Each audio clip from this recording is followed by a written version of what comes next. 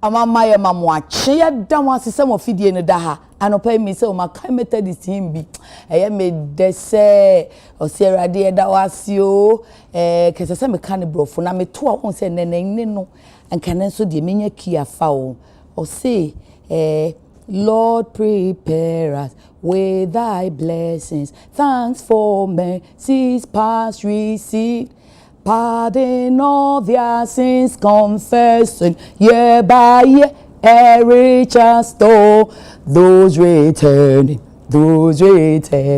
make them faithful than before. Yakoyaba, it's ya ye, ya kwa bedi to, erade fire ko fire bra, mo humo bro no wa dom enye kese wo yen so. Na afei ma yen koso anya no kwafo ema wo erade. Monye so ame ofie ma me kakra na sister hia backing. Mama ya da mo asese ofie ni da ha sa radio say ye de watch the road ebreo. Nanso ansana no quick run through the papers na yemfa ene ye watch the road. Ene ye car tie dada de awie woto tire unim se we ye weather ben de e na woto abe yisu Ghana yi timtwan na ho nyina popo ansa no wasesa no ana antipela ba na yen konkrata ni mu. The inside revived some oil refinery. COPEC urges government amid global energy crisis. The Chronicle, it's over. 60 MPs declare for DMB. Other traditional council is hot over the one who sponsored a seminar at luxurious Safari Valley Resort. The Ghanaian Point, Ghana Armed Forces set to recruit thousands of officers and soldiers, Defense Minister hint. Julius and Johnson, it is settling as NPP prepares for presidential primaries in January 2026. NDC is also lacing their boots. Okay, J&J into one ebeko. Anyway, the move more Musa Dankwe. No global info analytics and Shishaye no mamo. Uncle Buza say NDC fui mope Julius and mope Johnson, the general of Ghanaian politics, and mope the humble servant, the chief of staff. Okay, Ibrahim Mahama gives Azuma Nelson Toyota Fortuna cash to honor boxing legacy. The Ghanaian publisher early knockout. NPP MPs back Baumia. GTEC queries Efutu NDC PC over doctor title. It's say the GTEC for my wide hey Professor Foni nyina akro mo trotro mo letters ni ade okay nti ye ma o title la ye say honorary titles no eno ye mfa nka ho so obi so de frɛ wa te say me ma ye lawyer ya yi me kan ho so obi ye no say ya won say we ye lawyer me si jai law na ma ye he ne kan LLB kan LLM na so ya ne de mokola vozo mo fan ka o ma mi ti jai ma ye law me nye ya sana property cage there say ya ye law no na ka say ya ne be ba be ka ho ti obi de frɛ wa o say me nya doctor me pa chow and say say medical doctors no omo cho doctor na no ma sign the MED a shame finfini med fi say omo ni say obia yusu doctor no dodo obia yusu doctor no omo say addition so e ya ntina GTEC for na mo omo say kan so asese e die omo twan say hon Ablekuma North run last option, that's according to the EC. Enra, Deputy Director and our Deputy Chair in charge of operations, Dr. Bosman Nasari, Eco Parliament, Interno Pebebo, Pawana Chamna. Yes, you say temporary workers now more far woman. Your best friend will phone so said that Ben will bet you a womoka. The bia da unatina say no mudia, but Yabusamaye, near Katiano, Muya Juma December, January, February, March, April, May, June, soon Eko Gwe. Oh. Daily Graphic, no academic fee policy, 129,000 freshers apply for grant. And fake title certificate saga, lecturer advocates law-backed national database of professional titles. And then Sinyani Traditional Council suspends Queen Mother over installation of chief. Ghanaian Times this morning. Inferno in Tema, fire consumes 500 structures, displaces 700.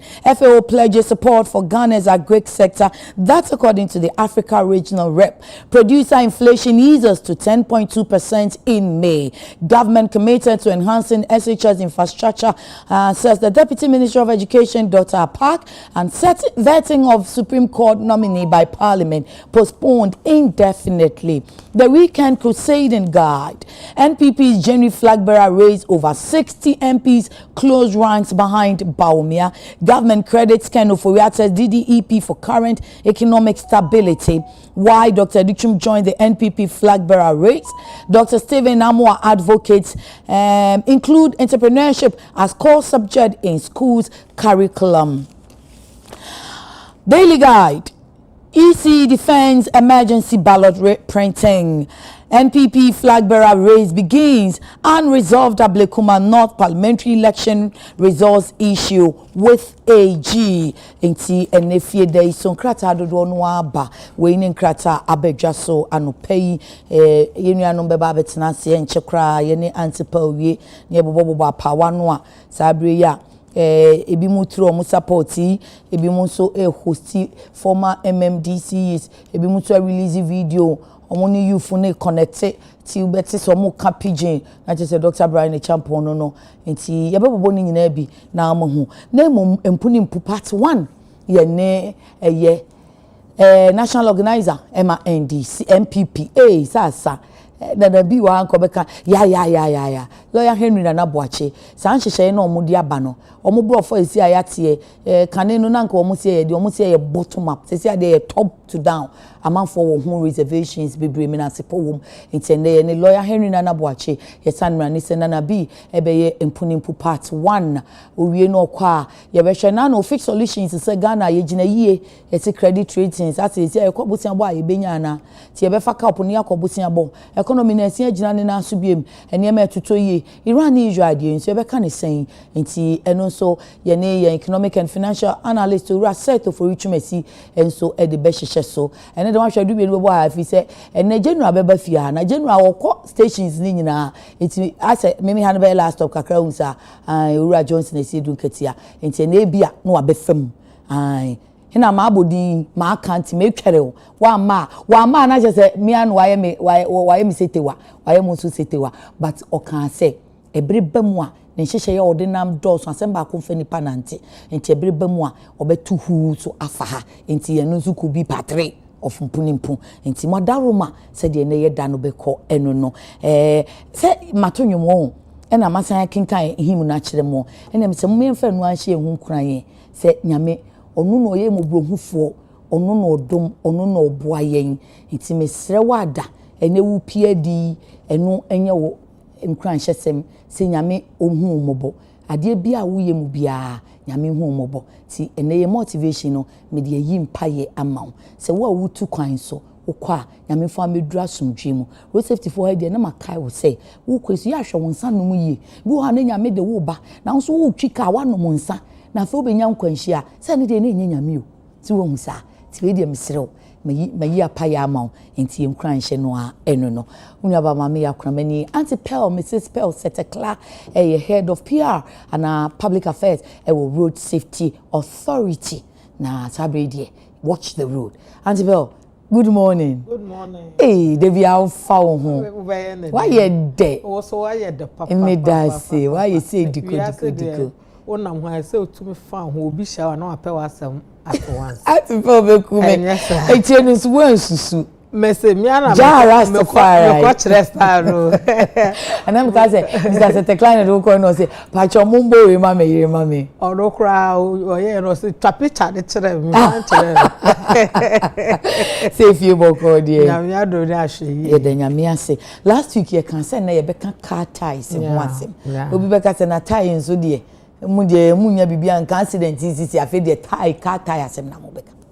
Me da se anope akwanya beye busumi kakre ni awama yen a ye de ka ebo ye dewu ye twa busumi mienu ye twa busumi ye de ye ko nyame nhira despite groups of company and say mo station say mo afato mo so say krofo bebre na tie mu pa woba UTV na kwa we say oh yetie yes eye futuo ema won a wonam kwa so a driver for say na be ka kai won omunim dada wo a wonim so na wo so wesua na akwanhia no ye nyina ya hwe na ya bre na se say na ye ka say kwa so jojo ye masede wa sede no muso masede a mo de ato nyame onhira mu no to mo nsem na mo dwuma no enkoso mi chia obi a o hwe me enkankan ne me papa David Adonten. Oh, engineer. Na anu no mama no happy Father's Day. Me ma. Me dase. Ono na mama medu baby a medu. Obi ya de ma wa na wakai na wadanase. Mi chia mi wura nso Mr. Donkin. Steven. Obi bia o hwe mi chia no Fanny Ankra chia na no pay. Na tie de hu hia o. Okay. Mama ya. Tie hu hia. Asan se shen na ye kita no eye moto eye bicycle eye car kese keto ni nyina no tie no ene carry no. Okay. Tie ni ho aka ne entume nko. Nti aye se ye friend se nipa wuti esi wukon so. Okay. Wukon no nya problem a. Sister wuntumi. Sanso na nipa body ni nyina esi enan so. Wonanya problem ho se wuntumi nante. Wona hu sese a wotefa ako. Obi wo ho onyare hwenye no ba ni nan problem nti no o hyedem otumi nko bebi a. Sana ehyen so etie. Okay. Iti se ehyen be ko nanim. Ehyen be gina na ntumi nko a ne nyina eye time nti ehyen na ho din nyina eye time. Enye engine na edem no. Engine no betumi aye papa. But time no flat. Time no ni ase a eje no aye chochochocho car na ntumi nko enti no car tire no enu na kita car no enna action no so enam asase so tire no enna ye point between a form and a road no ene car no nti se tire na anya papa etumi eto. Okay. Etumi slepe car no etumi ma car no etene nti se senia a form no tie bia no tie no eye papa na etumi eche form no na etumi maka no eko nti yenhwehwemu wo National Road Safety cry ama yehu say car tie eye ekose 10% of all the crashes. Oh, okay. Nti say person yet akonhia no so a ye hwe car tie ya 10% free mu a say de aka no so ye be hwe na enu sa no tire enye papa tire ye na nso e bia na enye ye weather yi mu de ana nso se de ne I expire ana mu hwehwe mu no anya specific ade ne say da no ye kan defensive driving and ye ka say so ye beti akwanhia so say driver for nyina drive defensively. Now one of the specification ye hwe say obehwe wo tire yi enti tire no say na wo ka no ye wo tire niam bibi kakra bi na say basic things bi say wo hu wo tire ho. Okay, na first one ye say wo hwe say car tire na wo toye no yen type of weather. Yen ye wo tropical weather ana say ye wo bebi ohyewo na say ohyewo form na tire wukita entumi engina weather nano a tire no epai ana say to efiri ekwan no so say pai na wo speed mu a wo de beba kopem say to so a eya kwanhia nti say wo bema tire no emfa kwanhia ba no wo koto a ese wo hwe say tie we boa ye weather na wo be ye sen na wehu wo be hu alphabets bi wo tie no. Okay. Ebi ye A ebi ye B ebi ye C tie bia wo be hu akese o nketo picanto ni vit ni na bia na fe articulator so tie car fiti tipper truck articulator ebesi nketwa no ni nyina wo sa alphabet no. Okay. Esanse weather no etumi jitai no tum na wo de nam kota no so ankonane ankopai ana ankoto antwene because weather no ntumi en take time nti ABC no. Okay. Kire se either abrochefu asuno to ana bebia your friend is saying winter no. Okay, winter etumi take. Okay. Ana baby awia tumi bo pa. Okay. Ana se eho ne ho no. Okay. De wo he uti no eno no ye best. Say ya tro a na kire se wo betumi ayusu wo enu no to me gina both ewia ene awo okay nti yemfa ne say all weather nti na no ewo okay bi no egina ho ma tropical weather na say ye ha baby show wo desert no so enu ene to me yen na si no eye winter place ene de nsesa wo de beba baby ewia bokra okay na say wo hwe ma ye ha de nsesa si ba nti amomo check hu say ties ankrofo ton no si wo ma na si nim but se wo nim a omo import so no won say etu de bi a Ghana fo ye pese yakwa brochire yakọ na obi eyusu bibi kakra efo no ye ton abeto ye so ye pade efo eti omo de ma ebi kura ye to ye discard a no no so akofa aba no abeton fufufu na edi enya na isika kakra e na wo so no wo kwa akoto fufuro na anase de yayama tropical weather na abrofo no anase winter weather for no use ye no ne bo aye odin enti wo so unya no say ya wo nhwempo no ne say wo efuo enti wunim say de wo beto we enan wo de to baako no ba wonya ne yie na so wakoto wan nhwempo say esie ana no ane say wonya nanti for there be number no A B ni C C ne nye mind A ni B na say to dan so mo be tro say bi a all weather and all seasons and now winter enya word na ye de na tai no tro bebre egu tro bebre na egu hunu ni nyina kire bibi enti wo hwe kire se ye words a obeka no na ho de aye okay to uhu bia niam obeka be ma de no ho aye menyamenya no na ho de aye bi no nti wo hwe si no so ana hye sesa nti wo de fa hye utirim say me kwana me hu a minim so for good for all weather okay me fa ye me hu bi so a ebeboa nti ye ha na ni bi no boa ye ba si ni de mpa cho ye fote se den me kai se da no na ye ko baby na ye ton tai no 15 cities na nkofo gu so to ye ko hwe ye no na ye si eno a expire nti no na enye maye but wo to se wo ka no mu a handru baby a eno na wo ko no na afede pai na wate na afede akan rim so no na wo ko na wan hwe ya wan hwe ya wakosoma salt anasa wakonya kwanhia nti se wo hwe sa alphabet ya meka ya na kire se ese wunya sa nimdie no na wo enye sa wo de wo beka se fa no low na hye ne high na so wo be fa no low na wo de akohia wo de life akocha na anti pacho tie no say we expiry date sa enti enu no another one say bibia we expiring date nipa kra we expiring date enti ties we expiring date but your call outreach sa na any driver for ko tie be je won say driver for bebre nim driver for bebre both private and commercial ne bebre na nim yes serious car tire expansion and as a duration 6 years okay maximum 6 years between 4 to 6 years there car na say expire but say no car tire no say expire but car tire no fan say isuo we and say item bi obeto ayatro expiring date no car tire ye ntro expiring date ewo but ye tro manufacturing date ewo manufacturing date da ye tire no eno na yatro wo ho nti wo hwe car ne tire no enchemu ho na wo hwe tire ne enchemu ho na wo be hu say yatro some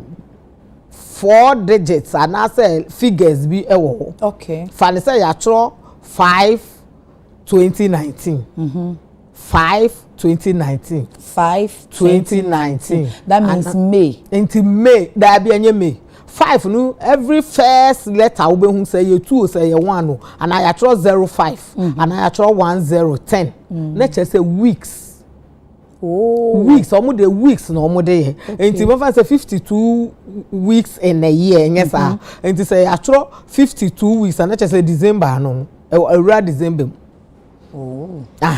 say atro me find say 40 weeks ah na kire say wo me find say October October ho baby enti say wo hu enti let's say car kan ankasa na say wo ankasa no wonim calculation unim de na wetumi calculate we de ohun anye se no an so month na enye month omo fa month enye omo the weeks and year into say year ne de 2019 a unim say year uhu 2015 a unim say year but the first two digits na one na di enimu no eno no ye weeks nti me fa say uhu bibi to say 12 2019 a say 12 no ye 4 times 3 internet say March mu no internet say 6 2019 uyi 6 free mu na uyi 6 ka ho be 2025 you understand be expire 2025 but 2025 no month be na be expire 12 no kire March internet say March etwe mu no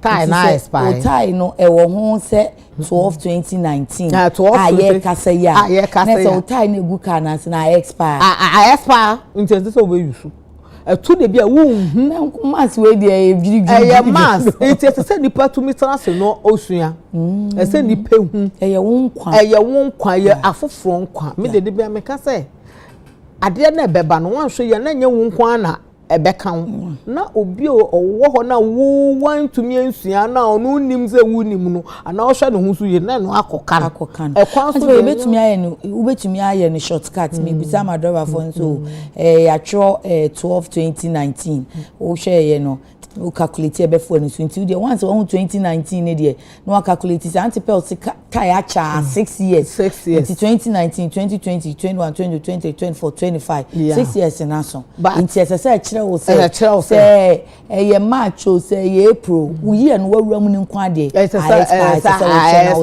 wo hwe na wo sesa ese wo hwe na wo sesa nti de won kai weeks no ntimi nye calculation wo de hwe year no hu hia nti wo duru mu kra na October kra na wo ye friend say akwenya obi wo ho a okoye ya tro obi wo ho ye koye ya tro me say weeks no na ya tro 2012 na so use 2012 ngasa 2012 for 6 years count na she say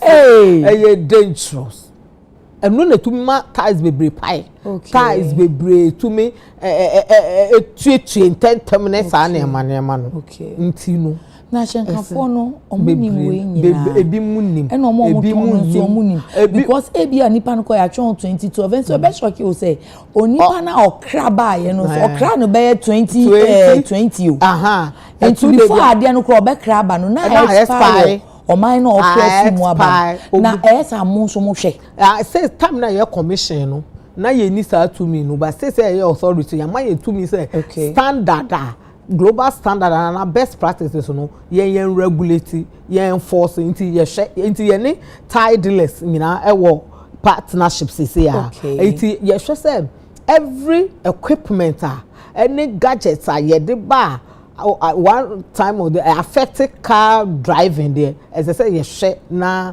ye enforces our standards no enti ye ni organizers e wo association ye ni fitter for association importers of car parts you know more association either lights be parts bia engine faka ho nti so wo have nti ko inspect na ni standard no mu na say ye ni wo bi na ya mo inspect anya hwe ye bo say MTTD ni DVL na say omo numbers yi DV kra wo ye ya no abo papa no sampa DV na kra no genuine nti mo so ye mo check it out because wa kan say obi tie ye be check it sesi ano na say 2012 obi tie no ye wo if it say be authority no ya fa road safety inspectors omo call rounds omo inspecting but mra no ba ye no na say yenya legislative instruments betumi aye mra no operational na about 2023 so say wunya 2-year grace period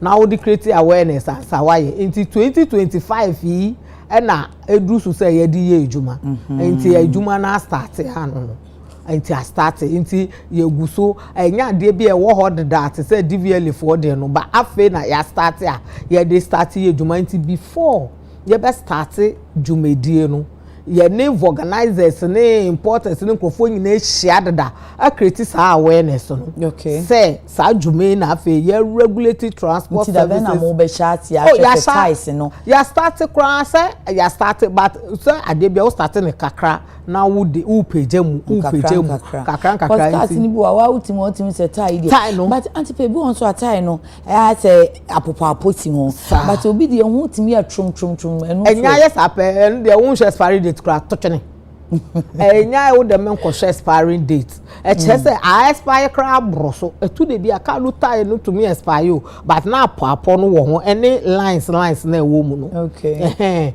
enu no your friend no trade width and na say trade depth enu no your friend is saying tokuro na ehye mu no lines na say tokuro no enu no eche form no ema grip car no to form say na be ya nto no ntwene nti ene sa apo no enu nyina akoye te say magnet bi a ema form no ne car no accept no say de be ya nto car no ntwene but senye free hu a ebetumi ama na skate ya aslepe anase betumi ato na atwene nti senya ye smooth pe say enye for car tire okra ye very dangerous na starting kakra starting win kakra and we prekope okay and na baby so to me reason baby nti de bia na say o car no to me rolling no over na wo hwe say it is saying o tie no it is saying o inspect say the ultra no publish say so wo me kai mu ana no say wo show tie say wo do we ni show tie no say line no anasa muna na wo ho no can see na be yesu mutana say wo hwe say apo na ye say apo no free hu ana okay after wo hwe no say wo sample hwe wo tie ni say enya crack bi okay damage bi aba ho etue okay saa ne ma ni nyina wo hwe se etue na se ebo bi hyemu ana dade bi awo no na wo di weni hwe no saa lines ne apoapo no se wo hwe line no kra wo pese wo hwe se eyepe a start area no wo pese wo hwe se epepepe saa kata no wo di coins hyemu a se line no coins no tumi yira na ka etire no pe eti coins no wo soro kakra de tumi nkoma se a start area riba inti riba no ne inti afa bacho esa simple technique enkoye mathematics ne niama no eno na no pay much ebi on so awbehwe no bi ana wo so oto ye nche but kwan no na atwie mu ana dado bi awom tinie no on betwi mu ana o matem very dangerous very very Ghana there bibia ye be say ye alteration ohiasem eyampa but enkwan fendi agro nti no se wukita car especially commercial driver ese wo kona ye tia o kakra no ese wo yesusu matai what I say ese wo yesusu matai nti wo yesusu matai na wo ko akoto na wo sanimdie amaka ana b ana c ana se thread no ebe wi apo no be wi ana line na wo mu no bewe expiry date na wo hwe ni nyina na wo hwe car na wo de okoto no second hand na awe sa na wa forget you no na wa kọ bebia eno no wo to tie na betumi de wo atwa 6 years no ebi wo ho a wo kọ ya manufacture date na ye de aba pepepe eti wo to a wo be calculate 6 years ebi wo ho koto ye no say ye ship abante ekodi 1 year wo epo no so na aka 5 years okay ebi wo ho a di 2 years na aka 4 years enti sa na manya say wo calculate na wo say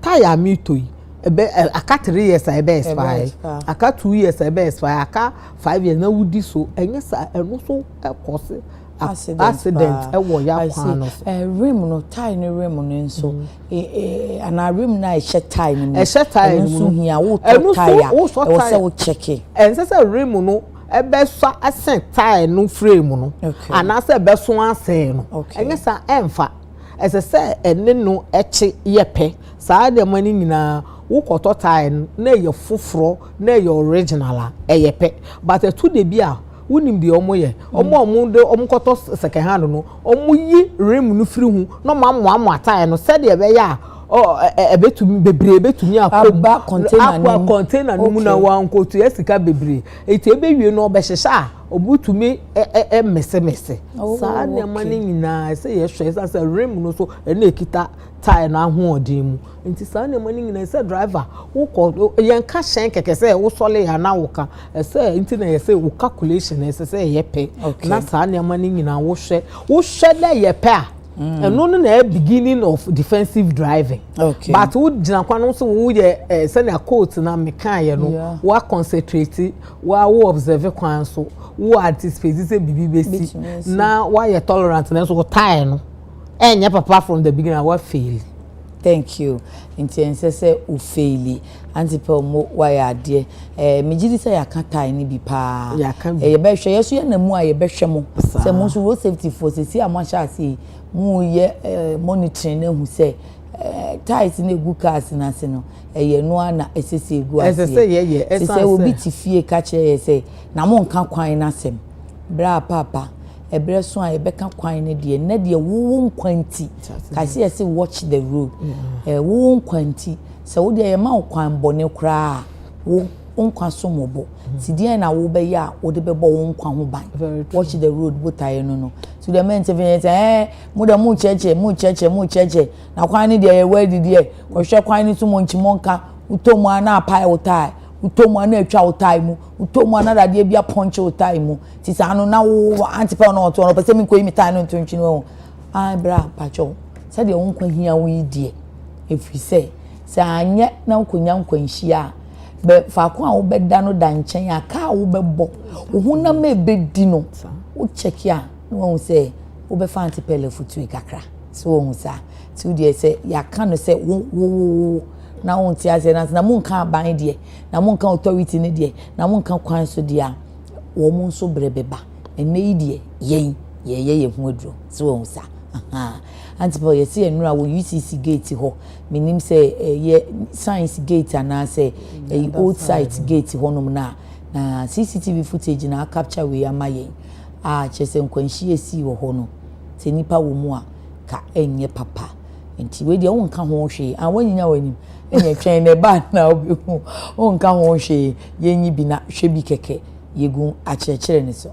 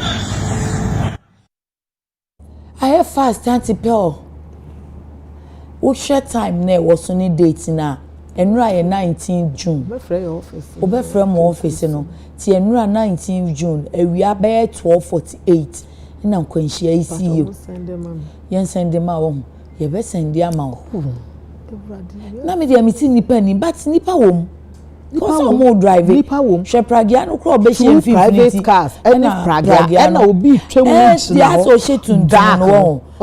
Me dem say say dua bi na esi wo. Nya dua na ye wo sign post so we nim nti fra mu nyina. Guy no oba be jana say wo sha ye yi a wo be hu so oba. No oye nipa. Oye nipa na jira ho sa de oja so pragia ni so to ne botwen kakra gina akira. So pese o twem. Yes. Pragia no nkofo timu. Ayo. ai enura wi ada UCC na wo so no atofa Sunday we dey school gate o asem o Auntie Paul, you're the best send you na mo busa mo office for your office for you. She said na busa ko san say na we o fairly break na say. Nti we omo jeje on dey beka so my defensive driving ye twan amakwan ni. No na me kan ye. Okay. Wo be defensive o. Na so obi amani obi mistake. Na yeah. Wa pro mu nyina egu. Pacho ye dane ye ho akwa abasisi a ye nyam ase kra.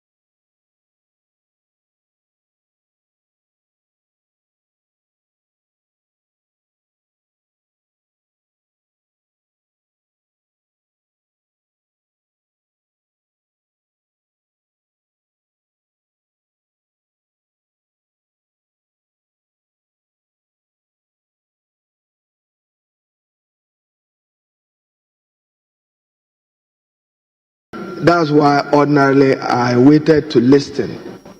This House, Parliament, is the guardian of human rights and freedoms. And Parliament is the guardian of fundamental freedoms. And Parliament is the guardian of independent constitutional bodies. And now my observation, so that you understand where I'm coming. Mr. Speaker, let's not take these matters for granted. If you have 276 constituencies of the Republic, you declare results with outstanding 9, and you have the comfort to sleep and wait for 1 or 2 weeks or more to declare the rest.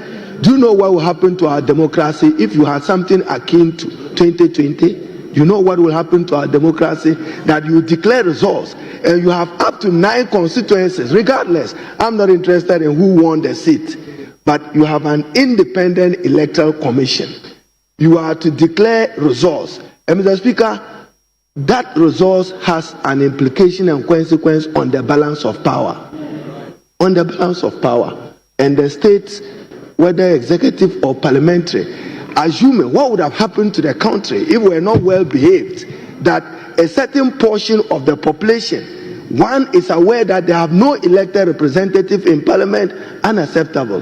As a constitutional body, you owe a sacred duty to the Constitution and to the people. All you've said today tells us one thing: you are ready.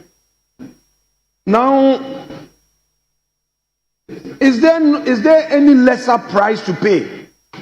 Is there any lesser price to pay than to discharge your duty and suffer any punishment for it? Because, Mr. Chairman, the Deputy Commissioner is saying that all they need is police protection. But in the fight for civil liberties and in the protection of rights and freedoms, people have suffered for it. I want to ask you, don't you think that you can take the moral high ground with all the confirmations done, like you did in the Domiko Abenya, when you were declaring, there was no police. I was available. Domiko Abenya, there was no police. You, a party protested, but you proceeded. So don't you think that on the strength of what Mr. Idrisu and Mr. Nitiwo have advised, coupled with the very point I'm making, you as a commission can boldly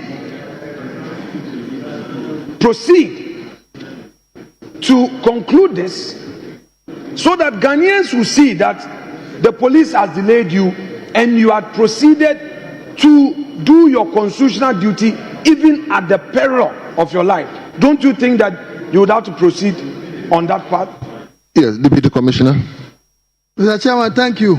I think the Commission has looked at several options, and the Commission came to the conclusion that we think it will be in the best interest of the Commission and the country to have all the parties on the same page for us to make progress. So we think that, and we coming here is an excellent opportunity for us, for the House, to ensure that all of us are on the same page, because we believe that we have come very far as a country, and this is something we should be able to agree in the interest of our country's democracy. Thank you. I'll give the final question, yes. Mr. Commissioner,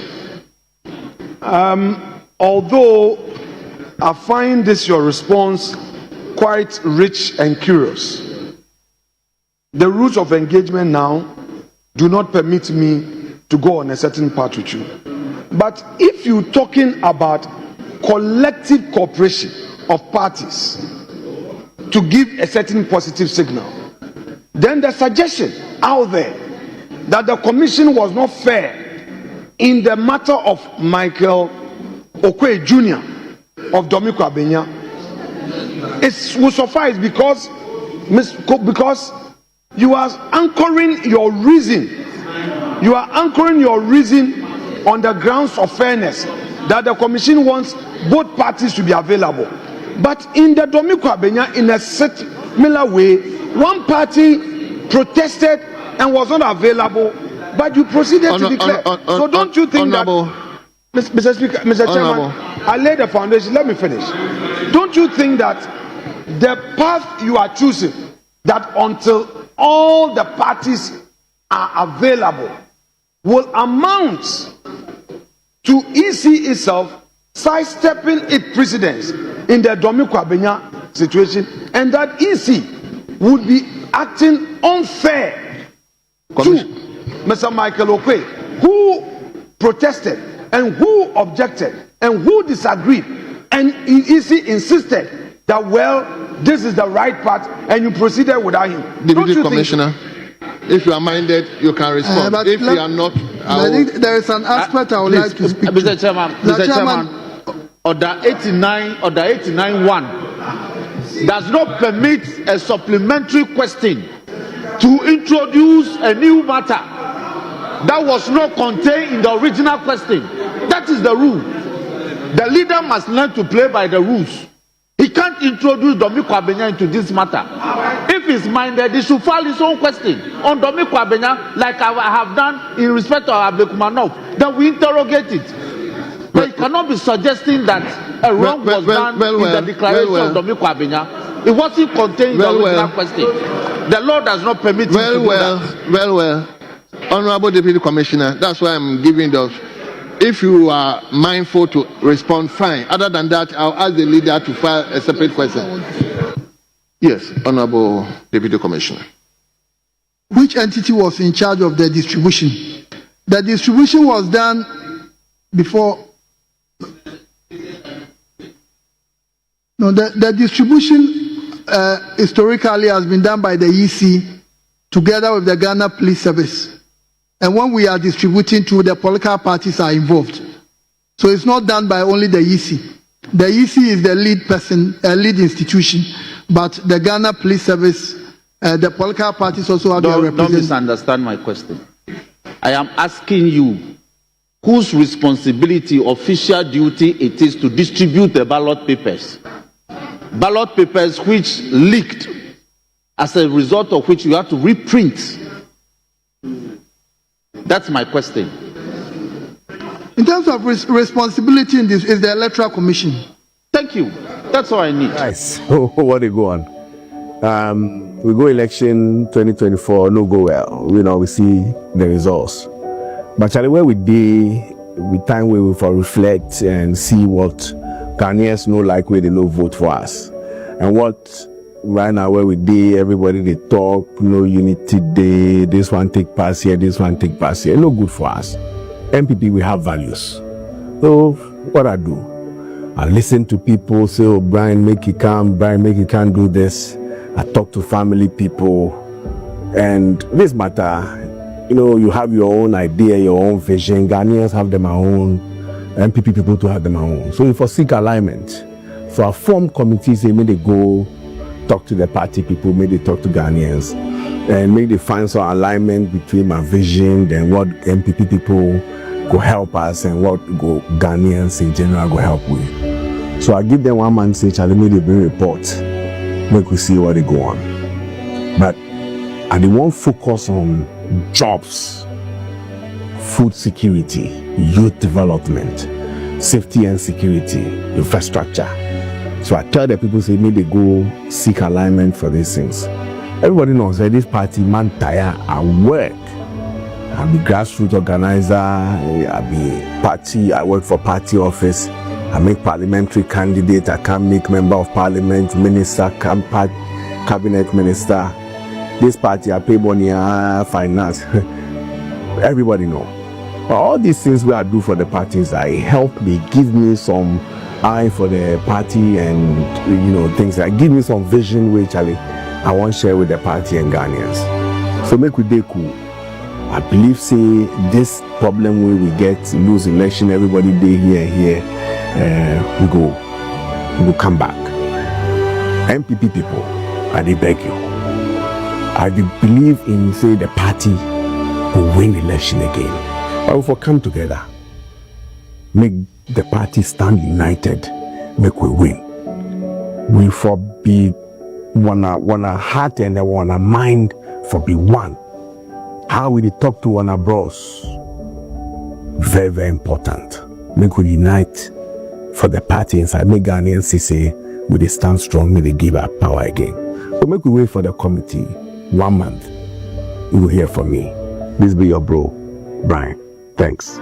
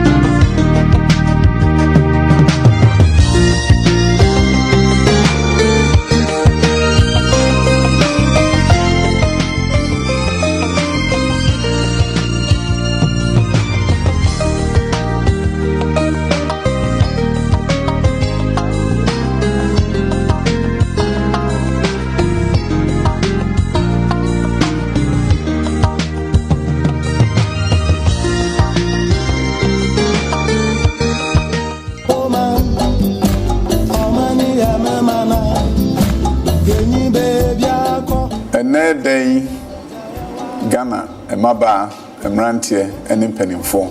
The moon be dinkita honkakra. If you bang what you are trembling, and about to a motoman and out the danko kufuado. Maya quenya, my bidio mayeso. Sabrenu or mampenin and out the danko kufuado, mamma quenya. A mammy big general mumma, one for a wobblesome train, and wetchino. Me sign a deputy minister of education. Actually, me say a minister for education. And I'm sorry when you so. A juma me ye e wo mo anim. Mo nyina mo di ho dance. Na nei de ma kono ye me fe. Ene so bia me nam bia bi hia mo a. Bitimi ba ho be ka kire say Dr. Duchum ye da wase. Ene adwuma pa wo ye ma omen. Me nso me da mo ase. E wo pepa mo nya ene mpa abo mo boye. E de ta machi ma madwuma ye no nso ebe so moani meda mo ase pa nyame Nsroma ma bravo mu nyina ade ba akwa me hu se nyame e mama kwanya se me som esom no e de me kopie abrochima mu o ma e frɛ no America ana California ko California nyame ye madom e ma obibini me ko bie schools akese be me nsa wo ho e de som America man enche pi America emrase bedwom ebo mabaso e ma mamo e wodwuma me koye wo ho be mfie aduonu a atwamu yi enam sa akwanya no so e no mampani samre no onya ni mampani na na dan kwakufu ado be pie ho be hu madwuma ne hu dwiri no ka kire me se krache bragana na be boa me na mensesa emumesuam me ba ye nso de ose ye woyo wo somchefo ada Roma omoto abama me amekomra se bedwam ibedi oman enwumesua anim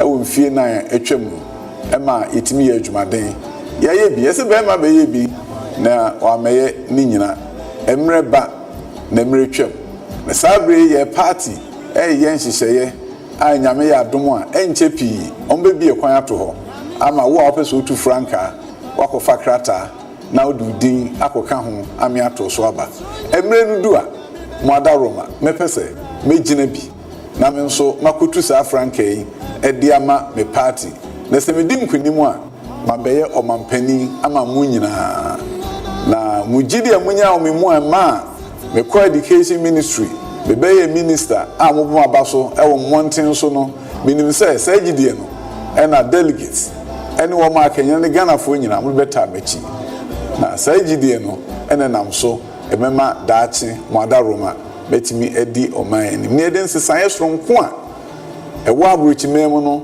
yedi bia baha na yetimi ehu se yenso isi mu achede na enso nkachi oman fapim efri omampani odi kan pe so bedru sa abre no ye ba betoa so no man dachi ebeyefe medam ase nyame Nsroma. This morning I've had a visit from our members of parliament. I think that it was a very happy visit. It was a courtesy call, and it's a call to declare support for me. And I am so happy in terms of the group that have declared support for me from Parliament. Now amounts to just over 60 members of Parliament. And you know we have 88 members of Parliament. And so that tells you that a very significant number of members of Parliament have declared their support for me. I just want to use this opportunity to thank all of them. The leader of the group here is Amprechum, who coordinated this, the MP for Mampong. And I believe that this is going to be very, very important because the members of Parliament, as you know, control the constituencies to a large extent. And I'm very, very happy for exactly what they have done today. It's a strong show of support, and I thank them and I thank God for this strong show of support. And off we go. There's a lot of hard work to be done so that we can help the party and help the country. And I want to thank all of you for being here.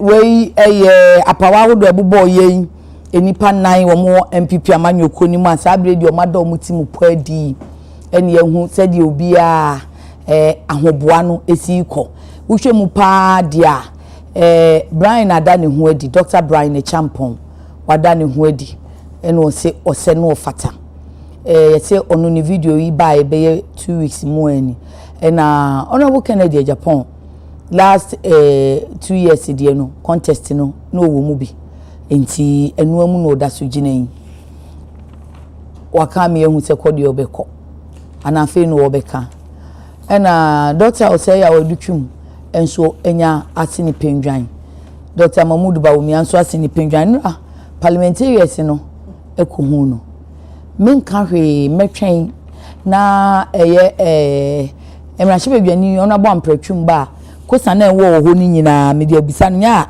yanko akokan mu nyina di abe opro nko na ni di atene ma menka di ono abo Patrick Bo amacho woni Facebook wo enchero or see the new patriotic party needs a strong party, well organized and disciplined to produce a president, not just a flag bearer. Patrick na won so be launch ho da ben nti ono ne de no hwemu a ne na bi beba me adi hu nkomo yi eno waka ne simple a kire wo musa no na David Pra oye Dr. Duchum campaign team member. We will resist any attempt by NPP to repeat the driver as flag bearer who once took the party into a ditch. And ononso ne die eno no mama hwe se fufuro bi nso e wa ha enra no nso bi so de bae se or see then only 26 NPP MPs showed up to declare their support for Dr. Bawumia ahead of 2025 flag bearer race. And see what person say nye 60 said ya or more air canoe. And a paragraph watch it down kwa on so cry or a one camp former government spokesperson on security and governance.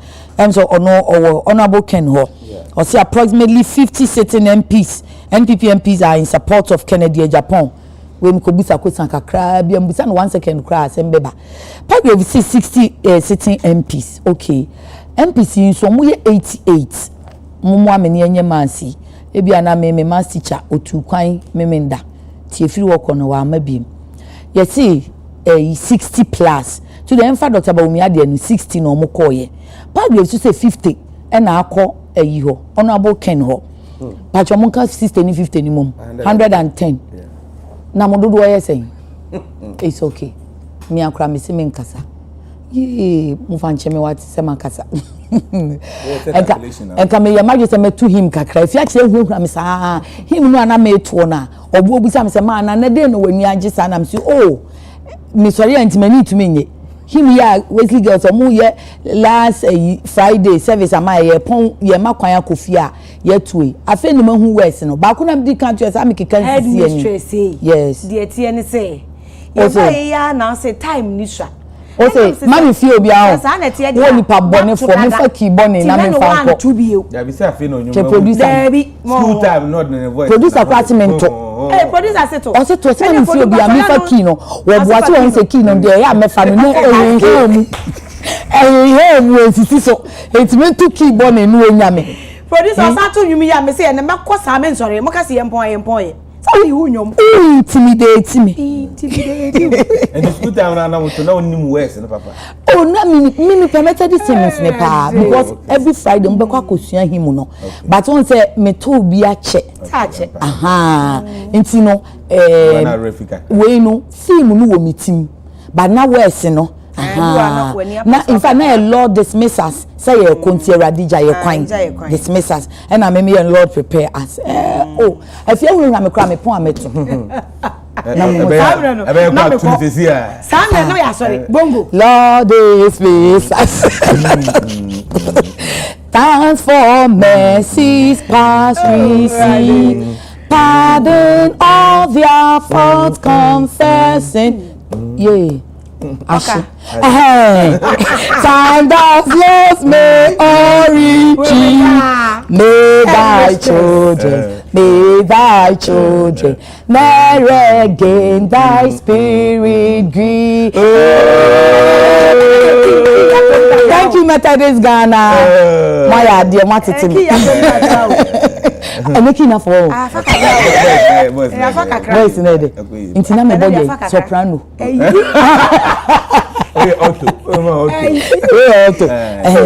Can person me book bass to say sister be your baby or born your friend or Becky den Becky Bonnie. Hey sister me check you no voice in word me ye me ho ameti me abobo sa come the bass anyum me nim to oh me chirot said Mr. Brown chair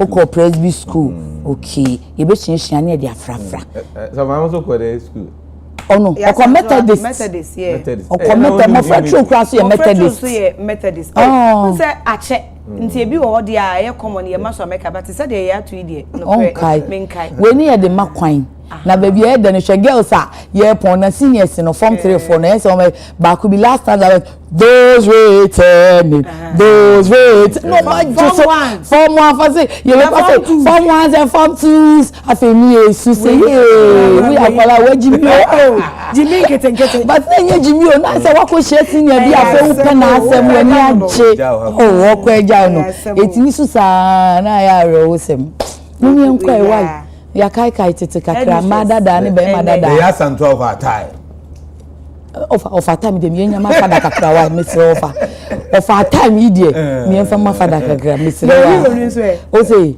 the hero no so still a father na superhero in fact the blow of our time be ban die King Solomon of our time father ya santo there be so you of our time the first of today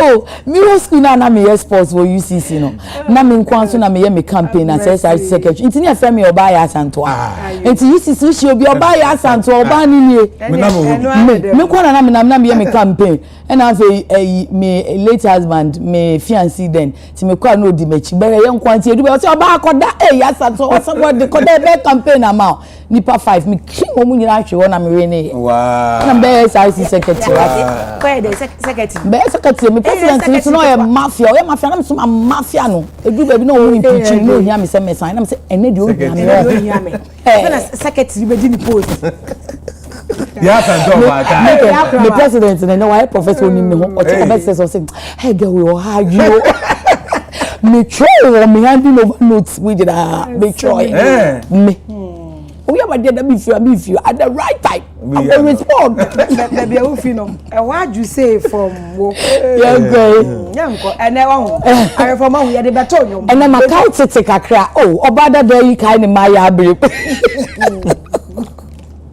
yes for your chance the chronicle the bokrata enu enie wecha DMB Dr. Mahmoud Bawumia ni mfonyi bam ana eda chronicle do bokrate enim no na story no wokrata fan to so emiensa chronicle asema wode eba nse it's over ose bibia ba wieye mrasebedwafo aduosia eso omo de omachita nyina ama Dr. Mahmoud Bawumia onye na wachese no Dr. Mahmoud Bawumia won officer won kosha mrasebedwafo makomako aduosia omo ye NPP mrasebedwafo maba omo ba ye omnante sie nyina ne se boko osuomo awiemu wo mo gina de chipintin se won sign megina entu franka emfa NPP amanyekuo no enko esinanim afi 2028 aba Ghana for bekwa akoto no emo na wochema ebra amrasebedwafo aduosia no kopiemu wo Dr. Mahmoud Bawumia ne office sa no wo se na na nije okase na ni anye ya na oboa na ni ajepa na wo mo amrasebedwafo krom amrasebedwam na de otwe na se emu aduosia mua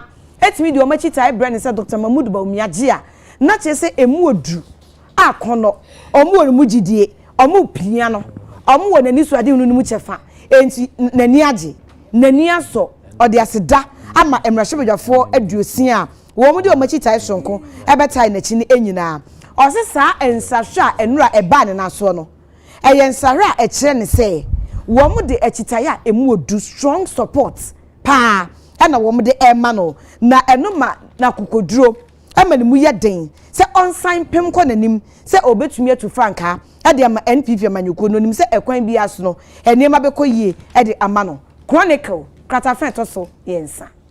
The Ghanaian point and amede to aso so for mame na waka MPP asemi Ghanaian point at the story aba ewo page 5 onwonyamfo boache ajako ena eka sei mribi atwem na oye energy minister na ye can some of the founding members at my MPP no nyamfo boache ajako eka ho ebi osi jinaya the National Executive Committee NEC proposal mo de abano ono mo nya adwene proposal be no mo de aba wom chese 31st January 2026 MPP nkoto aba enyi de obetu frank ade mo 2028 and sana grassroots elections that do nyina no womatimi aye eno na onumnyamfo boache jako chese woni MPP mpanifo anya adwene kra o chese gina mo esi no asa omo nye serious amanyoko bia nani abre no onsi sa gina ye no na unsi dan ya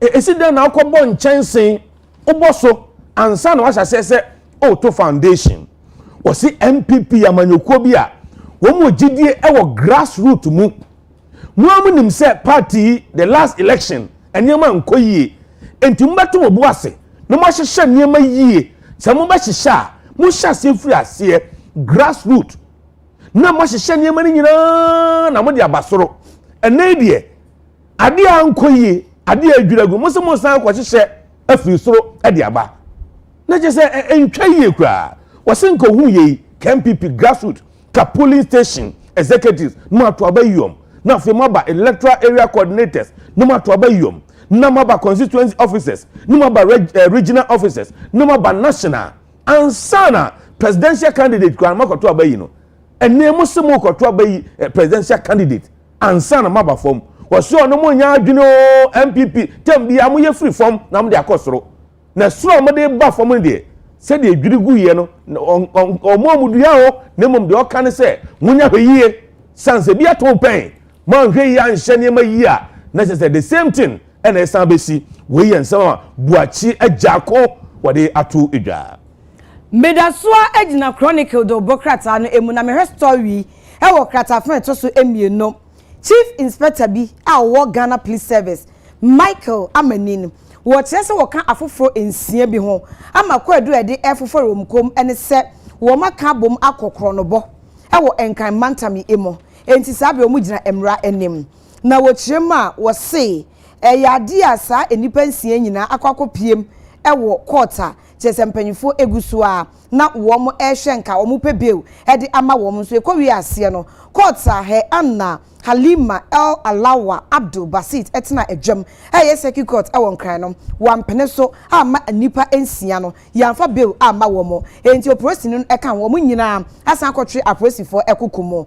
na oche ensem mu kakra no oche se kwadu makomako enum ene ye de abosa enipa ensia no ebi ni se wo mo ka wo tipa mo so mbekokro no bo na ampaniampa wo mo koye se wo mafa kataso muamuaso ni sebu akwan so afagire for documents a enye wo mo edia enu achi nso wo mo afa kwati kwan so ebu ebi mu afa so enu ene kwadu ahoro ene yaka bom ede aba wo mo na court no echire ma mebusume ne da na etwato ewafi emonom enna wo chese Kingsford Nketia ene Alfred Ajimai ade na agbemava ene na yaw a no de sise kwa wadwane wo mo eka ho no wo mo koto hye owura bi e friend Roland Esinu Tamaklo eso achin etuo de hwe no so amasaman eje ni Hyundai Sonata ana on register ye edekoye na omanyi kura nko keke wo mo de ne tena aka nu koyi ne to asalaja ene ka so kwantempon ne so eho baabi ene ja omumuni ne to ye eje ka no edi free nsem ekoye ene ja prosifo edi so tenten kakra ene chire omukwachi Nketia omuchi Nketia wie no chire ene omuhwehwe mu boa ma agiman so June busume ne da na etoso emienu ewafi ya emu no wo mo edura no na aprosifo hwehwe mu echese Chief Inspector Amanin ena afa mechanical friend Kutoji Manya wo mo de etuo pesel no emma sa nkofui emma kronobo no wo mo de koye enti kwadu bofo no echese wonte ase ni hwehwemu mu ekwan nam so a Chief Inspector Michael Amani oye prosini no nituo enna robbery ana kronobo bi ekoso mebusume ne da na etwato no yehu sa etuo no ewom ana sa kronobo no Ajimai ene na ya wom hu bomu enhwehwemu na sebe koso asebe enkoso mbawie mu nwie o enhwehwemu fofo nso san ekoyi ni ti a no masa ba be hu se sa kronobo fofo anase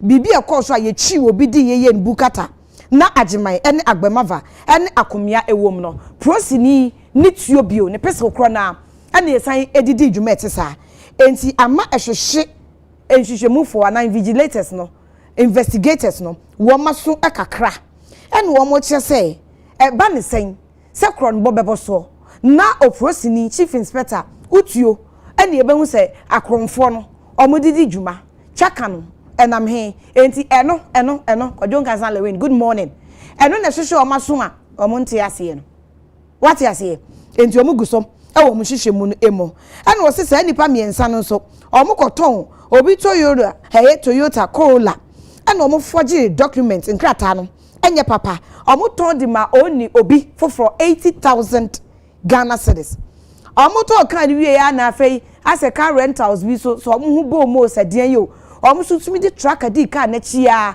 ekoshim free de atoma ne nsem ni say kabo car no nyawe nyawdia nkrata akwa wo ho kra enye papa enti ekowi ase na chese de ton car no ema no na ni etutu aka ne nsem ni sika 80,000 shim eko car no so a yaje afiri nsem enti eno na prosifo ekeka niema ne bom titi free ma nhwehwemu no ewose eguso akoso enti Chief Inspector Ghana Police Service Michael Amanin oka afoforo enum ne ho amomai ensia enti omnsem no da so agina court bail de ye ma omubi omotwa prosifo ekukuma investigators nhwehwemu fo no wani abre ewa semi so a omuguso den the Chronicle kratafaitoso mieno investigators correct yes Marinko Abdul Kadir Honum Abdullahi yesi oma form wo gbani wo talents mensin ni mu se omu hia se ye be yire bambo mu amomo na dato edie akwam kanfo akromfo edi wo mani Abdullahi akwaba now salam alaikum wa alaikum salam adan die na sie e wo gbani yo medasi Bani Kura, say the whole of Apa is Kura Galamsey, Admanu, Eddie Kan, Asia, or Honoma, and Yan Nelson. Okay. Now, Aqua for that, Fisia, a bonus Asa, Aquapio, Honoma, Omuha, Kuni, minus for Omuya, Mo, Sabino. Now, according to Ekubia Efreno, Alliance for Bani Development. A press release after our press conference for any stakeholders, including the residents, here last on the 7th of June this month. After which, now assembly now said, I'm Robert for cross amount for Ebola man for see Ejiji Omusika, Eji mobile phone, including attacks on security personnel. These are the police patrol team who goes around to ensure that safety in the area is secure. Now, sir, faceless individuals are being all according to that, Abdullah, Jinaye Kakra. Dano Kakra, nice and so be about human so. Oh,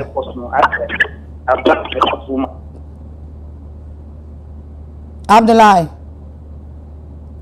said, I and the say reconnected. Na homano, and so crockery, and if be ofira, Maka crew Musano. Coming here, 5, Faudi and Nona, also no banner. Yo, the Ghanaian point, and I'm a to us so. Na point a bisa se MPP amanyukono wo say 31st January 2026 wo mkoyi presidential candidate ediya eba ebi His Excellency Dr. Alhaji Mahamudu Bawumia afei Dr. Yao Osei Educhum onwanyamfo Kennedy ohene Japan Dr. Brian Champon the dia pm the nene na kwabena aje Japan so the din aba na the Ghanaian point bisa say NDC so the bay no mu presidential candidate na so far a din bay and eba Ghanaian point at the about page 3 and penifo mienu bia NDC se kobasa mo prime minister wo mo na bedimu tintimam pa we a mu bako the baba flag bearer at the ama NDC esanse Ghana man penny His Excellency John Dramani Mahama ne term iso a the time na so nya dia obetimi akọ biemu na mpanifo mienu apepa ye bom di no ayo numonyamfo Julius Debra the current chief of staff Julius Debra wọ́n chese NDC amanyuko no said the party for penasa twen kakra no wanya time aye survey mame ko Abdullah yes mo afedi ye nhwese ahoma no be mo wabo amane na okay so and I'm persistent armed robbery activities now and ECOS for area on that Alliance for Banning Development. Okay. Specifically the regional police commander, regional security council, IGP, and the mining companies, Cardinal Namdini, and that of the L International. Omuna Omufa for every baby eba hon it's a papa say nipa bonu for no mundos security agencies no they should make available number say the ya bet me and monitor areas na enya sa dia so do anyimra na afronfo no omu ha adwuma area hon na mra leader no for Alliance for Banning Development in his state press release indicated that they are demanding for 3 items. But when you say, on share now, ammo car, that is ammo vehicle for security personnel patrol in the area. And the second thing is, also on share, with the number of police personnel, including a police post station within the Banning community. Some dia security for and police for that area of Honma or mobile me and monitor in and out of the area, the mining site. Now the last one also also here on investigation Embra that robbery attack because it is becoming alarming because they didn't know that first no not that robbery activity and almost every week they record some armed robbery activities in the area due to the Galamsey activity. If I'm wanting for after all the means to enter into the area, which is something disturbing and have to raise alarm to the security enforcement bodies to come to their aid. Okay. All right. Yati, Bibiani anawa maya swati mo. Abdullah Abdul Kadir Amanye eni etifi gbani ewo talent simensim wo amentifindo epoye kwami afi ye osavi yo ohima me da se ya san 12 hour time like mami of our time in front Yanko what? The Ghanaian point, and I'm ready to also page 3. People bisa say, he say MPP, onko presidential candidate next year. NDC so da be no be yomo de. Na edin be na eba, say President John Dramani Mahama, the term ebeso 2028. Na kata edi nipa mienu, penifo mienu, na aba ha sei. Di kan no for Julius Debra Ghana and Chief of Staff. Na the Tosmienu for Johnson Esiedun Ketia, the National Chairman at ma NDC Amanukuno. Na kata each the same penifo mienu wamuno muni omudindi mwako trempa ya dati biano NDC co prime minister bakuba be presidential candidate area momo 2028 elections emu. Na yedi edi mwako trempa ya ni wasoro for Julius Debra adan a chese pani eyobi a dedi kan no NDC Amanukuo no party no members penasem papa na de ntio penasem ne se chese wasom party na che wasom party no nukuremu one President Rollins adwuma one Professor Mills adwuma and one JDM John Dramani Mahama so adwuma kama ana odi adwuma hye ne nsanso a oye adwuma ne yie frenchim ahote kama eno achi chese obi a said de odo nipa oye nipa yie no ama party fo no bia penasem no so oya doye onungan for Julius Debra so oya doye pa eno obi na pro to ma party fo bia do NDC ni na ko chief of staff wa nya fe na ko di line so tenten ko ya na pani no wanya bre e de ama o for Julius Debra said the ekika kone de people echesan hweya 2028 on a presidential candidate e de ama NDC sa anya ono de a na a national chairman de ma NDC for Johnson Esiedun Ketia chese ono so yobi a grassroots ase ono no wo yada no wo penasem pa enti MPP ko primacy say the NDC ukomu a edimienu a eba aye Julius Debra chief of staff and Johnson Esiedu Nketia. The insight the Bokrata and no and ekitame. Before na ye kana then at the point so akwakufa comparison Honorable Julius Debra ne Honorable Esiedu Nketia be. And now omo be ko primaries in ntem kakra. Say one MPP for there no. Na na bi ba you say be bisa no ho asem.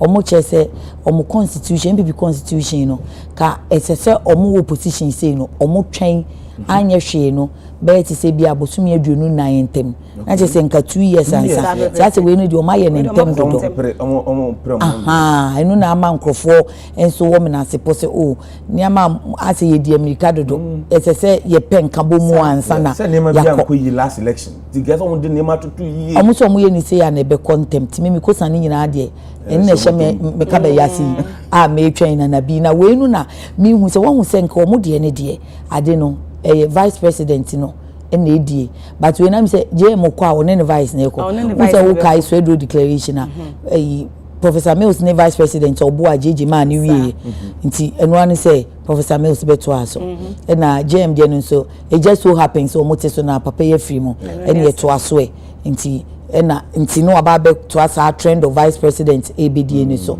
na sisi ano JM nkwane we a woko but mami Jane no omuso no ntimi ni president so far the people in kind okay say din so far ono nhwemu a waye ene mo form adwen chemra na ye nhwe se Julius and Johnson ye boa the point JJ Julius and Johnson JJ o da bi omuntumi nya sa combination of sa fufo mi enu nhia say owe Esiedu Nketia ono aso wo middle belt north oni north or middle belt eno san kan kasa bono nti ono no onti or ye south Julius nso eastern region nti ono so or southern Ghana there be combination omo ya omo ntai nye no south and north no but anya hwe no e wo say voter central alliance bibem. Okay, so far the menu there enye so we alliance flag by na ba ko na be dey debi and na make so mutumi nya ni sama ni nye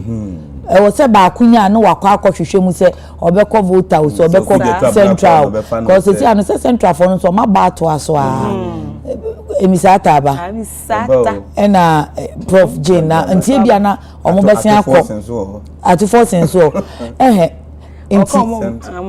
for vice for NDC no se see you know omo akọ central ho kakra omo be dane omo ho na omo akọ hwe voter agent omo be akọ hwe voter kakra omo hwe sa dynamics ni nyina ho omo hwe ni nyina president abano President Rawlings no voter. Yes. Professor Moss Central.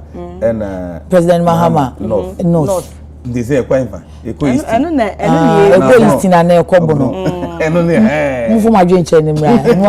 Eno say the point wo be hwe no na de ye musa dan kwa adwuma ya man kakra. Eti we de 7 ye no he ya simple. Some be pon no mako. Ora ha na do sidika di amba. Ye mai. Because later na bi ebi ba be keka at forcing say ya tete but contenders e gino mumu pa de. Ne ye tete no. De na mo aye tete de. Chief JD ene Hinaw.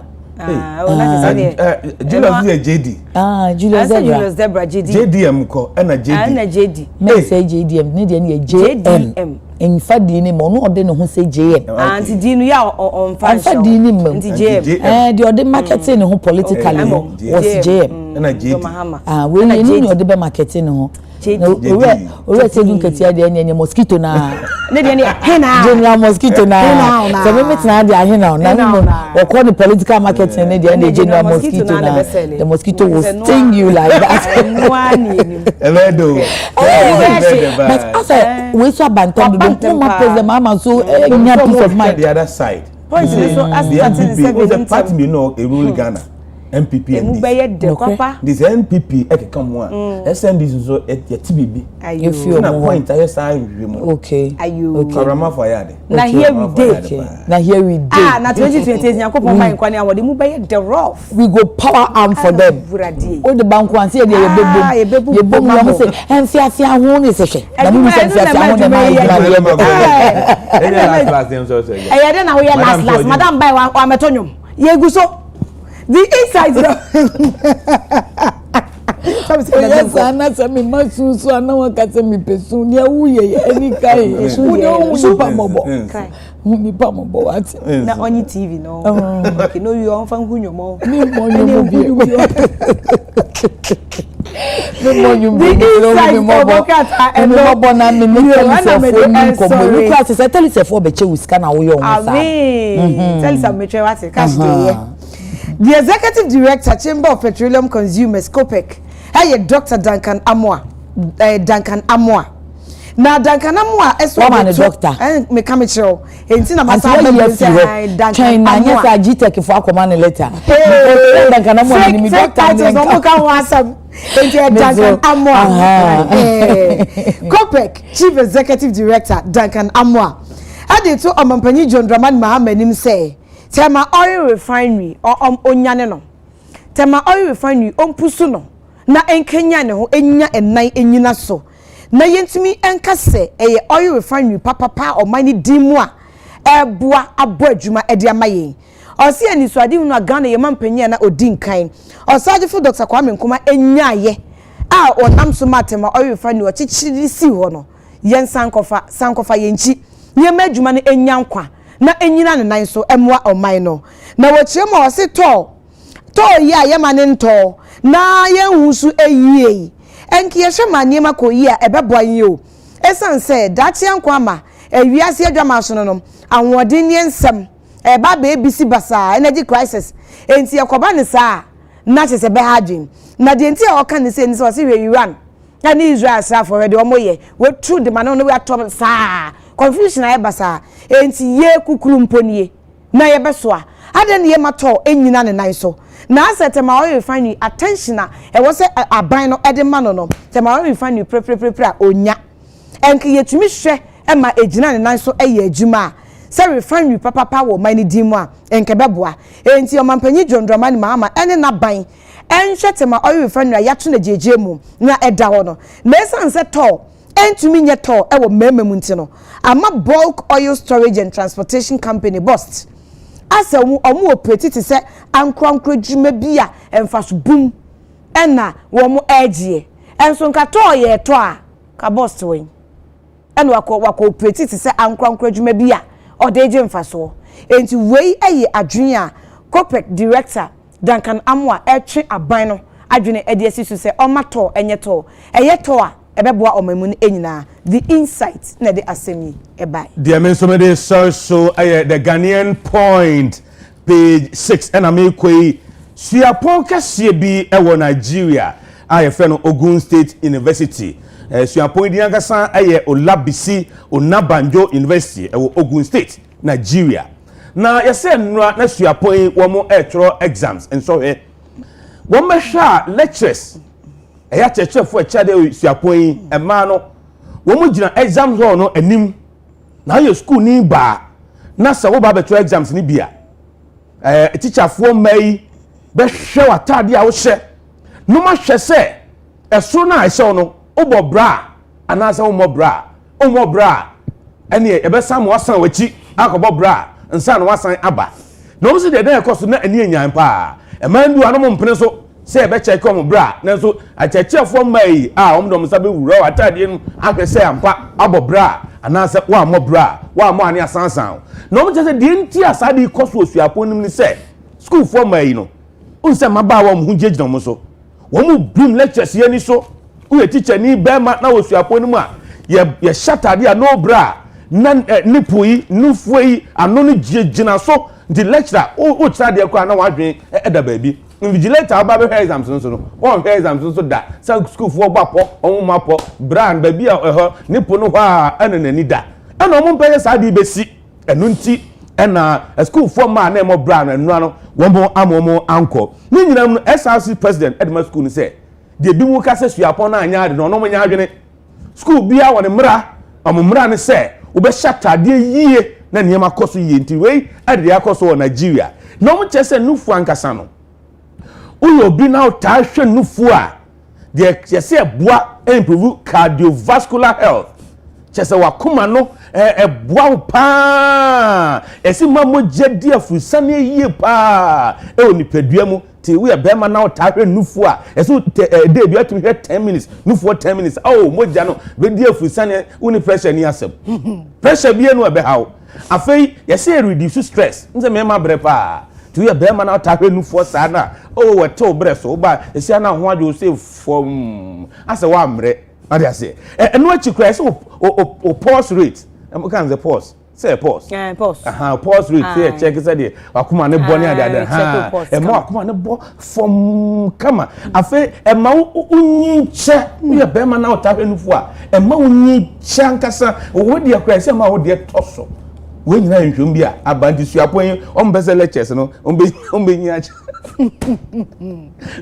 ombese ombi because right no bra no exams share Olabisi University yes be ma kwa ta nufu a ma odwen positive koyi adwen boni bi a ma otum me yinufu a mo hwe si meduo ni sa edu sa na ye dey o say ote o hwe mponi na ma nkwatintin na obeye ni so Mpacho but the point na dia ba Ghanaian point na dia ba minka se no bra makade no exams Mpacho why na share montade ya da se yo share montade ne beba wakasa edu abi a aya na man bring memory yes say distracting lectures no and no pay say road safety mo kan ni nya esa mo kan ese mamene ma anya watch the share ipa be say adije dance na fe ugbo wana watch the breath Randy so bongo will talk back ni because go na soon say the time as well why na nya me ade why na bin say sa ni obekan wan kan wi ase wonko backing vocalist so be boa a nice story na graphic ne the point graphic is so dey buy na me na so why dey ni show us we ya to so why dey ni show us efia hana show atade baba dey show atade so ebi nyi chapa nyi chano Remember the Oshemata Diane. So happy birthday, Mama Comfort, Alabaster International Ministry. Mama Comfort, Alabaster International Ministry. I feel Bako and Yanko dia ka unfie if yakosia sapom. Any Alabaster as for many nyina enchen osi onyankopon onhraw. Happy birthday Shonkonso enko emma ejawusu e Kumasi Tafu Moro Market. If you oyira odo na opewasem Evelyn owusu asante enchen. Oyecheche ni e won King Senior High School. Wa mama awoda papa. Afi de Oshemata die. Pelex African Styles. Everyday. Pelex mo Pelex you. Edamwase. Pelex African Styles and Sano AFA. Pelex African Styles for SEC wager. DVL in echi hwa. And a Pelex African Styles ewo ye training e dia mamrante kwa e maba mo niji fashion design ho na mo pese musua na abefo broni nsa no. Pelex se omo ho ma eno anso beba SEC wager DVL in echi pe na cheso ma sorti ofefefe ama weni age. Bella Week Center me da say. Bella Week Center ni etipa enie. Mini Bella ne de ehebe Bella Week Center wo Achimota Kingsby Hwa Oben Villac International School no 055 304 1995 055 304 1995 me da boa fodi nyina ase no for ambassador I mean no bra no exams no bra ambassador and for go more specific I almost see the emu odu no. They were specific here. Oh, and one for me now. Certifications in your account. Details. Kwame. Oh, that grocer. What come at that's it. I was here. Mediasida Emma Grosser Ventures. Oh, dear, what shut idea Shabino? Oh, say, Quay. Kala ne crown ne kumino. Kala ne dancer. Na style will be dream me. Oh, Miss Grace Safubodu. Grosser Ventures. See my catch us at the palm day. The whole Ghana. Grosser Ventures. And it is so. Miss Grace Safubodu. My man, I'm not first on the palm. Said any one friends and an entire day in a fair. Me pacho. And a pale was a bongo manka. My shepe. Oh, my kiko. Me pacho for entire day caught na gross and pamon. Who bear wedding B. Engagement. Adore. A year now call party B. For entire day my grosser. Na wow, ube fili keke, woni be keke. Darkman Avenue, Crown Palace Hotel na chipe, and a Grosser Ventures owo. The number ni. The phone lock na ebo the number no. 0244 250 420. 0244 250 420.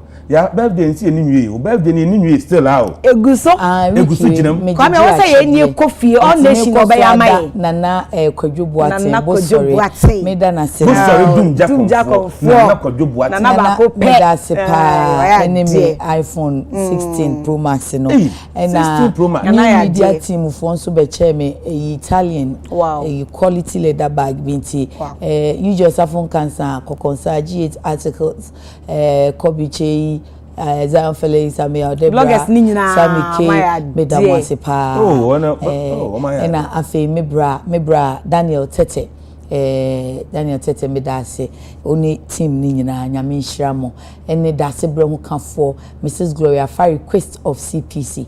Thank you for the box of goodies emu the muswe hey ye bebe fi abedi all nation fufuo mama worry ene se na 20th ene me mo pon anwumre ya mo frɛ me 7 PM sharp me de mo kɔ Wages Lounge ye bie no ne wo East Legon enye ba bi Wages Lounge oh my God Wages Lounge Lagos Avenue stretch ni so a wo tra ye Mad Night Club na I say anase KFC na wo Lagos Avenue no te se mo kɔ ofa honom na sa stretch ni so it is 7 PM sharp Wages Lounge. Why? Actually, ye Wages Lounge ano ewo East Legon, Lagos Avenue. Utra KFC noa and I say mo amope night club no, Mad Night Club no wa be say Wages Lounge or 7 PM e hobe bosso. Tibacho ya mumra. Why? Mumra na mbeba na o sister me to am abre mo mami so me kwadwudwumo. Ani panso ye prince. Sister Joycelyn. Joycelyn. Oh, na say Joycelyn e dey wa. Na nya akon. Meaning Joycelyn. Okay. Bongo nya men share no pe mama information pa no pe. Osofo. Osofo no wari ase. Wari ase. Ah, na wari ase. Osofo wari ase. Wari ase. Information with the boy. Aboa no. Information. Wari ase. So I'm married. No. And I'm boy. My mother just says we mean ni shake. Na bongo no. Me feel nkwala montu muko school muni school sheshe so enye nkwala kura mpanyimfo ni bi wo ha ye dressing nye u pie no wa sha atade ne da ho na wo no fo se media mi mo brazia wo free market wo yes sa na wo ba kire afo wi ase adan no mo ye mesese na wo sa wo yes sa na ye de ne jagu mu ani asama ba so mpanyi kuwa brazia wo brazia no mo brazia se de ntise e jagu mu ani e ba no ko afa but no more serious na ti ana enye fa de nyame asese wo de ne tietia ho sanka adwo afefe na mum esese wo bobra na ne wa hye mo body kon mu like yi na oni putie mu wa woni wo yes apa obi hu a odwen foforo nti we school for ni de na aba ni ye ka office o make exams I can dress anyhow that be friend to my panu nhia wase o me dress anyhow nti we de emfa so na bongo de ne de nya no ne ye ka yes re mo se mu pia ya no mo dress ye na ye fe na nsan kura de trousers ya abeba bebe jeggings de bi mu ye light very transparent see through no wa shena ni skin no wa utimi nkanka ma no ye to no cellulite no on said your tuna bobo na de no on shut up ewa no de siso pio say hey sister then be me hu bi wo ha station me say me yo ba me akasa fe e me ma me ni omo na me say some o say oh ma na fe o mo sere but o yes apa na ase wo akasa no o say me frem mu mmra na weda wo ma o adepa de ye boka bon kontine kohwe ntimfo wade panto abonten fal asa wati wo be show leggings wa show long top wo de asiso fe kama be wie na fe wa de na twavin na wo camel toe nyina ehwo wo se wo bo life nti yesere mu brazil you yi jeggings no enyina ye cheba wo sha no wa show long top na wo de asiso so wo short top ne sa apia wo bibia na drum ma me wo se na drum wi na drum wo say no so yes I enshedanye guy nso wo yakitesia ti akata ho si what amisha but your cover pa ye ne tell yourself ebe bon komo na ye chairman general birthday chairman and you 20 June wow papa happy birthday nyamisha no ma on chairman na on koso a entinani enchel we love you so much chairman general Kwame Sefakai Alano Messi we love you so much we love you Cristiano Ronaldo so TikTok everything baby pele Azuma Nelson papa we love you so much especially the Broadway and the Narrowway team members led by Richard Aromante. Papa, we love you so much. Pacho, ye cover, ye ba, tell us all, ye nyombe bonkomo.